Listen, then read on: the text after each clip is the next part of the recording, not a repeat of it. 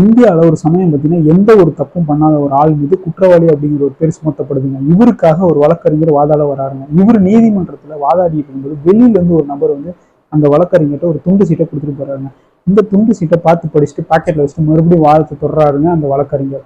இவரோட சிறப்பான வாதத்தினால அந்த நபர் வந்து குற்றமற்றவர் என்பது நிரூபணமானதுங்க. இந்த விஷயத்தெல்லாம் பார்த்துட்டு இருந்த நீதிபதி அந்த கேஸ் முடிஞ்சதுக்கப்புறம் அந்த வழக்கறிஞரை கூப்பிட்டு அந்த பேப்பர்ல அப்படி என்ன எழுதிருந்துச்சு அப்படின்னு கேட்டதுக்கு அந்த வழக்கறிஞர் பார்த்தீங்கன்னா அந்த பேப்பர்ல என் மனைவி இறந்து போயிட்டாங்க அப்படின்னு போடப்பட்ட செய்தி தான் சார் அந்த பேப்பர்ல இருந்துச்சு அப்படின்ற மாதிரி சொல்லியிருக்காரு. உங்க மனைவி இறந்துருந்தானா நீங்க இந்த வாதத்தை பாதியிலே விட்டுட்டு வீட்டுக்கு போக வேண்டியதான்னு கேட்டதுக்கு இந்த வழக்கறிஞர் பார்த்தீங்கன்னா என் மனைவி இறந்தது தான். ஆனா நான் இங்க வந்து இந்த கேஸை பாதியில விட்டு போனேன்னா ஒரு நிரபராதி குற்றவாளிங்கிற பேருக்கு ஆளாவாருங்க. அதனாலதான் நான் அந்த வாதத்தை தொடர்ந்தேன் அப்படின்ற மாதிரி அந்த வழக்கறிஞர் சொல்றாருங்க. அந்த வழக்கறிஞர் வேற யாரும் இல்லைங்க, நாம் அயன்மேன் அப்படின்னு கூப்பிடப்படும் சர்தார் வல்லபாய் பட்டேல் தாங்க.